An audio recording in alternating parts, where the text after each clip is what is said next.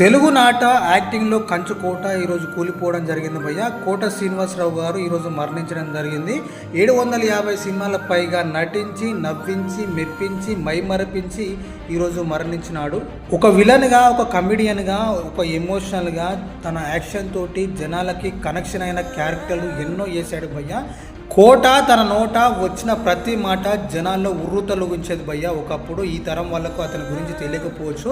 అతడు బాబుమోహం తోటి, బ్రహ్మానందం తోటి, అలీ తోటి చిరకాలం గుర్తుండిపోయే విలక్షణ నటనని అతడు చూపించడం జరిగింది. నిజంగా వి మిస్ యూ కోట శ్రీనివాసరావు గారు.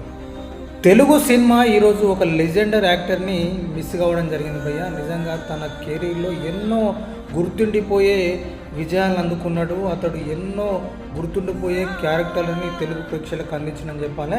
నిజంగా అతడి కామెడీ టైమింగ్ కావచ్చు, కానీ అతడు కంటెంట్ కానీ అతని క్యారెక్టర్స్ వేరే లెవెల్లో ఉంటాయి. అండ్ ఎక్కువగా అతడు విలన్ రోల్లో చేశాడు. నిజంగా సినిమాలో చాలామంది అనుకునే వాళ్ళు చచ్చిపోవాలని చెప్పేసి ఇప్పుడు రియల్గానే అతడు చనిపోవడం జరిగింది. నిజంగా అతడు ఎమోషనల్ సెంటిమెంట్ డైలాగ్స్ కూడా చాలా వరకు సినిమాలో మనకి కనెక్ట్ అవుతాయి.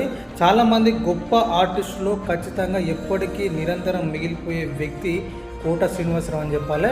కోట శ్రీనివాసరావు బాబుమోహన్తో చేసిన కామెడీ అయితే నెక్స్ట్ లెవెల్లో ట్రెండింగ్ అయింది.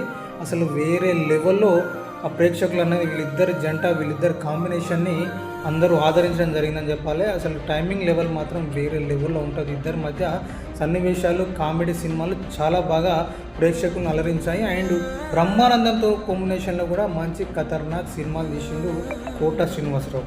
కోట శ్రీనివాసరావు 1942లో జన్మించడం జరిగింది. నిజంగా అతడు స్టార్టింగ్లో డాక్టర్ కావాలనుకున్నాడంట, తర్వాత యాక్టర్గా మారిపోయిందని చెప్పాలి. ఫస్ట్ నాటకాలు వేసుకుంటూ తన యాక్టింగ్ అనేది డెవలప్ చేసుకున్నాడు. తర్వాత సినిమాలోకి రావడం జరిగింది. నిజంగా తన యాక్టింగ్ మాత్రం కళ్ళకి కట్టినట్టే ఉంటుందని చెప్పాలి. ప్రతి ఒక్కరు కనెక్ట్ అయిపోతారు. అతడు అలీతోటి, బ్రహ్మానందంతో, బాహుమనంతో చాలా మంచి కామెడీ రోల్స్ అనేది చేయడం జరిగింది. అండ్ ఖతర్నాక్ విలన్ రోల్స్ అనేది చేసిండు. అండ్ అతని స్లాంగ్, అతని డైలాగ్ మాత్రం నిజంగా ఫిదా అయిపోతారు తెలుగు ఫ్యాన్స్ అని చెప్పాలి. అతడికి నంది అవార్డు 9 వచ్చినాయి, ఒక సైమ్ అవార్డు వచ్చింది, అండ్ పద్మశ్రీ అవార్డు కూడా అతనికి రావడం జరిగింది. అండ్ మరొక విషయం ఏంటంటే అతడు రాజకీయాల్లో కూడా బీజేపీ తరఫున ఎమ్మెల్యే కూడా పనిచేయడం జరిగింది.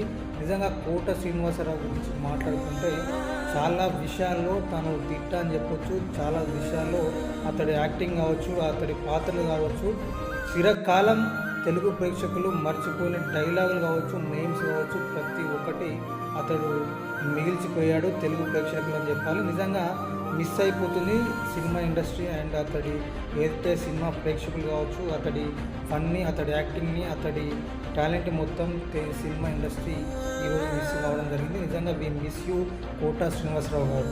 కోట నటనలో కంచు కోట ఈరోజు కూలిపోయిందని చెప్పాలి. నిజంగా కోట శ్రీనివాసరావు డైలాగ్స్ మాత్రం వేరే లెవెల్లో ఉంటుంది. డిఫరెంట్ టైప్స్ ఆఫ్ అతడు క్యారెక్టరైజేషన్ చేశారు. నిజంగా అతడు ప్రతి దాంట్లో ఒదిగిపోయి చేయడం జరిగిందని చెప్పాలి. అతడి యాక్టింగ్ మాత్రం నెక్స్ట్ లెవెల్లో ఉండేది.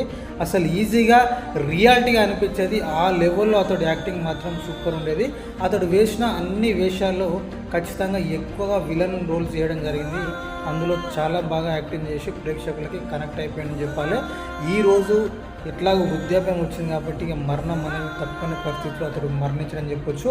తెలుగు సినిమా ఇండస్ట్రీలో ఎప్పటికీ గుర్తుండిపోయే వ్యక్తుల్లో ఖచ్చితంగా కోట శ్రీనివాసరావు యాక్టింగ్ మాత్రం ఖచ్చితంగా చిరకాలం మిగిలిపోతుందని నాకు అనిపిస్తుంది. అండ్ కోట శ్రీనివాసరావు గురించి మీకేమనిపిస్తుందో కామెంట్ చేయండి. అండ్ చూస్తూనే ఉండండి. మన ఛానల్ని లైక్ చేయండి, షేర్ చేయండి, సబ్స్క్రైబ్ చేయండి. Thank you very much.